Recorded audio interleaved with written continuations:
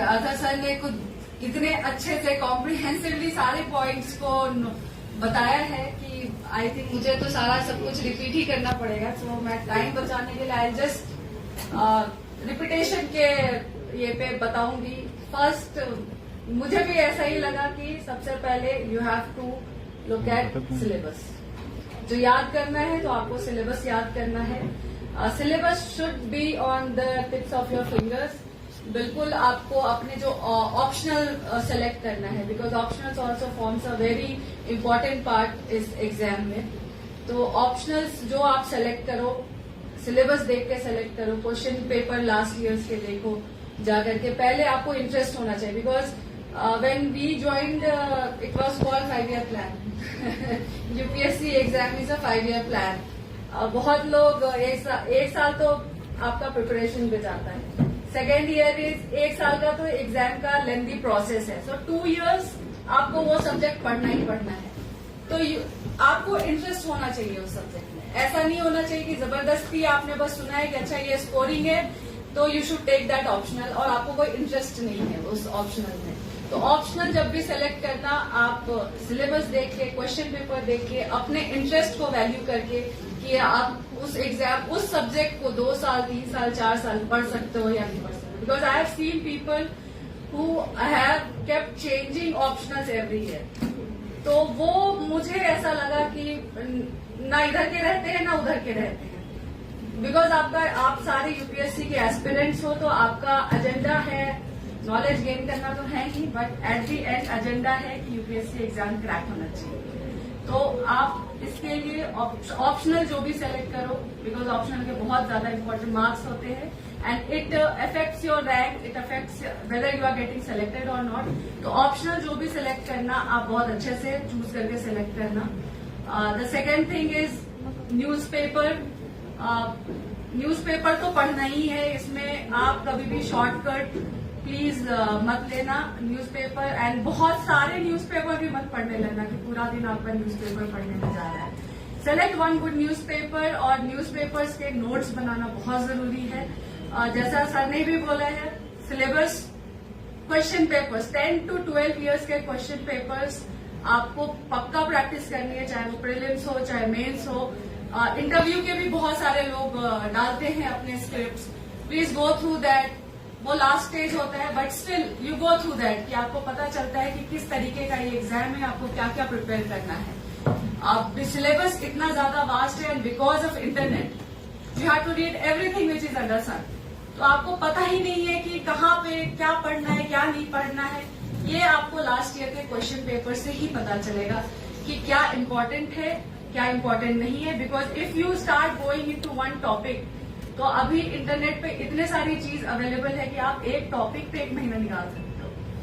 But because वही agenda हमारा है यूपीएससी निकालना, तो आपके पास इतना टाइम नहीं है कि आप एक एक टॉपिक पे इतना टाइम दोगे।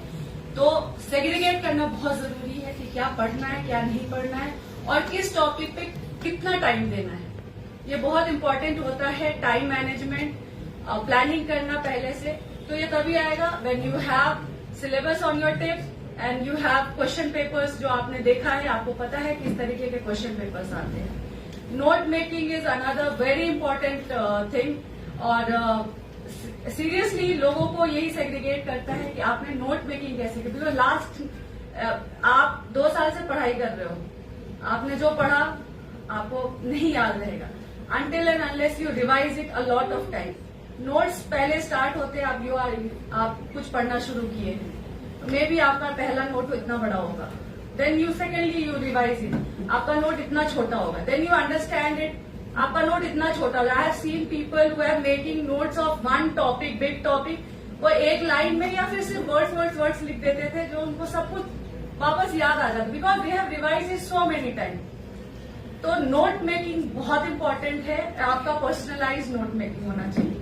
ये नहीं है कि यू वेन मार्केट में अदर सर ने अपना नोट निकाला, आपने शॉर्टकट में नोट लिया और वो पढ़ना शुरू कर दिया। नहीं, नोट मेकिंग आपका हमेशा पर्सनल होना चाहिए। एंड आप जैसे लिख रहे हो, आपको जैसे पढ़ना है उसके हिसाब से होना चाहिए। आपके जो टॉपिक आपको लगता है कमजोर है, उसको ज्यादा टाइम दो। आपको लगता है ये टॉपिक मेरे हाथ में है, यू कैन सी कि उसको कम टाइम दे रहे हो, लेकिन practice, note making, newspaper, question paper and syllabus, ये 4-5 चीजें हैं जो आप देखोगे और अपने पास लिख करके रखोगे, बार बार रिवाइज करोगे, तो आई एम श्योर कि यूपीएससी में ये चीज बहुत फायदा करेगी। देन सेकेंड थिंग इज, जैसा सर ने भी बोला है, there are many people, I have seen many IITians, I have done graduation from NIFT. पढ़ाई लिखाई से मुझे ज्यादा कोई मतलब थी नहीं, I have done textile designing, ठीक है, but I have seen people from IIT writing the same exam. उन्होंने क्वालिफाई नहीं किया, मैंने क्वालिफाई किया, तो वो इंटेलेक्चुअल वाली बात ही नहीं आती है इसमें कि उनको मेरे से कम ज्यादा दिमाग है या मेरे पास बहुत ज्यादा था, ऐसा कुछ नहीं है। द थिंग्स यूपीएससी में it makes difference is how are you presenting yourself. आप एक भी क्वेश्चन छोड़ना तो मुझे नहीं लगता एफर्ट कर सकते, सो वहां पे प्रैक्टिस ही काम आता है। ऐसा नहीं है कि 20 क्वेश्चंस, 22 क्वेश्चंस, तो आप बोलोगे I know 15, I will write 15।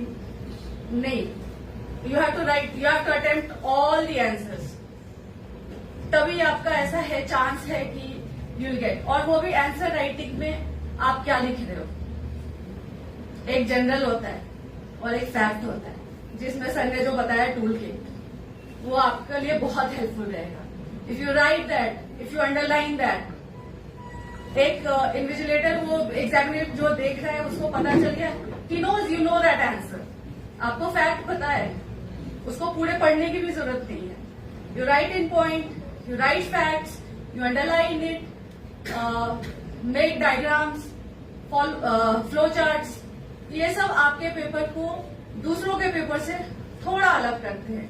और यहाँ पे एक एक मार्क भी एक एक आंसर में इट मैटर्स, बिकॉज आप जब देखिएगा marks, there is same difference, 110, 105, 100, जो क्वालिफाई भी करते हैं। सो एक एक मार्क्स मैटर करता है। तो आप जो प्रेजेंट करने का अपना तरीका है, पढ़ना तो है ही, आपको पढ़ना सबके बराबर है, लेकिन जो प्रेजेंट करने का भी तरीका है, you have to take care of that. Underlines करना है, फ्लो चार्ट बनाना है, डायग्राम बनाना है, ताकि जो एग्जामिनर है उसको ज्यादा टाइम नहीं लगे समझने में कि इसको पता है, इसने जो लिखा है वो फैक्ट लिखा है। तो this will make your answer different from other answers. और practice, please practice practice practice. अभी प्रीलिम्स के तैयारी में और मेंस के तैयारी में देयर इज नो डिफरेंस।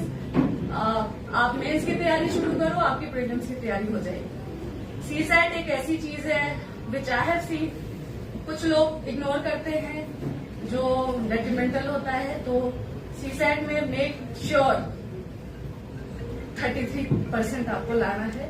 तो आइदर इंग्लिश, मैथ्स फोकस करके डू दैट, बिकॉज आप जनरल स्टडीज में इतना टाइम लगा रहे हो और जो पासिंग है उसको इग्नोर कर रहे हो, तो वो बहुत बहुत ही डेट्रीमेंटल होता है। आपका पेपर भी चेक नहीं होगा if you are not getting 33%। I have seen people who have prepared a lot, जो एक सर्विस में है ऑलरेडी, नेक्स्ट ईयर उनका सीसैट नहीं हुआ है बिकॉज दे इग्नोर्ड इट।